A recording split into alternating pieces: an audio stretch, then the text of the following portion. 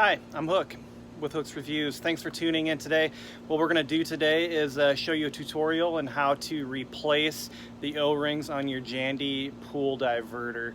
So basically that diverter valve is basically allows you to swap or basically isolate whichever incoming source you get from the pool to your pool pump, either a skimmer, dedicated vac line, or from the main drains at the bottom of the pool. Things that you're going to need for this is a screwdriver, some O-ring lube, as well as an O-ring set. It's going to be one large O-ring and two smaller O-rings to basically do a complete swap out of any O-rings within the diverter valve. This should be the same instructions for several different brands, so we're kind of focusing on the Jandy brand because that's what I have, and I have a 2-port or a 3-port, and but it really should be the same directions for a 2-port versus a 3-port diverter valve. All right, so let's just jump right in it and show you how to make this simple do-it-yourself task complete. All right, so as you can see, there is my 3-port Jandy valve. It's a little bit old. The previous owners looked like they kind of painted over it, so I was kind of assuming that that might be why, where I had kind of an air leak with air kind of going into my pool pump. So I kind of wanted to go in and change those O-rings just to make sure that they weren't bad and or kind of causing any air leakage. What I mean by air is that if you have any air kind of accumulating at the top of the pool pump window, that could be basically from a leak kind of in any of these connections, any of these basically PVC tubes that might have an air leak via just like a hairline crack or something of that nature. For a pool pump, it's able to move air a lot more easily than it is water. So if there's any kind of a source for air, it's going to basically allow air to pool up in here, which could kind of be bad down the road if the water level drops and then now your pool pump is just trying to move air versus water. It could cause it to overheat and ultimately lead to a pool pump failure down the road, which clearly you don't want since they're quite spendy to replace. So with that said, let's go ahead and jump into how we're going to tackle this. So the first thing that we should do here is go over to our panel and make sure that we have stop selected, because we don't want the pool pump to kick on for any reason while we're making this repair, because that's going to basically allow air to get sucked in, which is something that we definitely do not want. Our first step here is going to be go ahead and counterclockwise take off the latch, lift that off, set that aside somewhere where you're not going to lose it, and kind of take a look at where these indentations are. So these indentations kind of allow the lever here to kind of get stopped to make sure that you're not basically being able to spin it 360 degrees around during normal operations. So our first step here is going to be to go ahead and pull all of these with a Phillips head screwdriver, so then we can kind of pull that out and get access to those O-rings. So I'm going to go ahead and do that and be back up in a couple minutes. Alright, as you can see, I took off all 8 of those screws. When you're first get those screws off, there might be a little bit of gunk that's kind of keeping this in place. What you want to do is avoid adding too much pressure, because you don't want any of these plastic pieces to crack, because one, that could again introduce an air source that could get air sucked into your pool system, and of course you don't want to break it because you don't want to buy another one, clearly, right? So what you can do here, if it's just a little bit tight, just to kind of try to pry it, kind of stick a screwdriver in, just kind of get it to move around so it kind of loosens up, which will allow you to gain access to this part, right? So there's probably a little bit of a vacuum seal. So go ahead and pull this straight out. Should be able just to kind of turn it and start to pull this whole ordeal out. Okay, so this is what it looks like on the inside. Pretty simple, pretty much an empty chamber there, and this thing right here is going to move around and cause it to kind of block each of those incoming water sources. Additionally, you can go ahead and pull this back like this, and kind of gain access. So under here, you're going to see that O-ring that goes around the outside of the lid.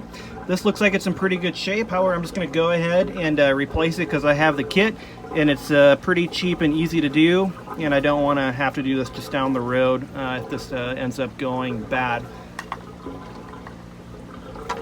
For this piece right here, you can see it's a little bit of gunk. I'm going to go ahead and clean that up before I reinstall this, just to avoid any gunk or anything that could cause this to seize, or any gunk that could get in those O-rings and cause those damage. So right here you see these two O-rings that are basically able to just kind of flow out, pop off the top here, and you're just going to basically put the two new O-rings after you grease them up with lube. The lubricant that we talked about here for your pool and spa, it's basically like a jelly, and then go ahead and push those back down to get those seated back in. All right, so at this time I'm going to go ahead and take these inside. I'm going to clean them up and throw on the lube to the new O-rings, and then swap out the old O-rings for the new O-rings.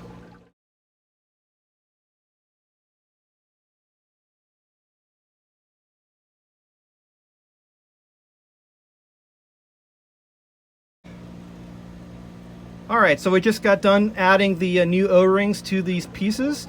So now we got to go ahead and assemble this piece. So what you can do, you can just kind of go ahead and throw that right there. Grab the lid that you talked about. Remember these indentations that we talked about earlier? Going to go ahead and stick it right through there. I'm going to kind of lift this out. As you can see, you're going to have to add a little bit of force to make sure that those O-rings get seated up into that housing. Right about like that. See, it didn't take a whole lot of pressure, but now those O-rings are in there to prevent kind of water from leaking out the top. So this will just spin 360 degrees. Again, we don't really want that to do that. So when we put this back in, we got to make sure that we line it up appropriately. So again, we have this, the end of this, back of this towards basically the house, which is going to be not blocking anything. All right. And we wanted to move these indentations here to make sure that the latch gets stopped where we want it to. All right, so here we go, just making sure that this is exactly where we want it. These are going to go down right here so we can line up those 8 screws. So again, the whole point of that is so when we stick this on, when we move this, it'll actually get put, the valve here will block off the specific incoming tubes that we want to have blocked off. All right, we've got to make sure that this is all kind of set before we throw those screws in. All right, so now that we have that in place, we're going to go ahead and put those 8 screws back in. So how I put these in is going to be kind of like a when you basically putting a car or tire on a car. I'm going to kind of go across here, kind of like star shape, and I'm going to incrementally tighten down those screws. I don't want to tighten them down too much at one at a time, because I don't want there to be kind of unequal pressure on that O-ring that could cause a failure down the road. So again, tighten them up in a pattern, and then just kind of go back through and then tighten them up the rest of the way. And again, it's not going to be as hard as you need it, or as hard as you can, just so that it's seated there and not going to get loose to let water in, or water out or air into the system. All right, I'm going to go ahead and do that, and I'll be right back. All right, as you can see, I got all 8 of those screws back in there, and I'm going to go ahead and position the handle back on top. And again, this should go smoothly all the way around and stop once it hits this indentation when the skimmer is selected off. So basically it goes 180 degrees. So now that that lever is placed where it needs to be, I'm going to take that top screw and go ahead and hand tighten it down so it's not going to move anywhere, right? Once I'm complete with that, I'm just going to go ahead and test the system. So I still have a good amount of water in my pump basket. If it went completely dry, I'd probably pour some water in. However, I'm going to go ahead and start a quick clean cycle, which is going to start a priming process just to make sure that it's properly primed. What I'm looking for here is to make sure that I don't see any air coming out of the system, or any air hisses, anything like that, or any water leaks from any O-ring damage. Taking a look at my pump window, I'm starting to get water in through the system. I'm not hearing any air hisses, which would be an air leak from those O-rings that we just installed. Everything's going smooth. I can kind of hear the changes in the water input. I'm going to go ahead and say that this is good to go, and no real reason to monitor it at that point. The pump's at full pressure and we should be good to go.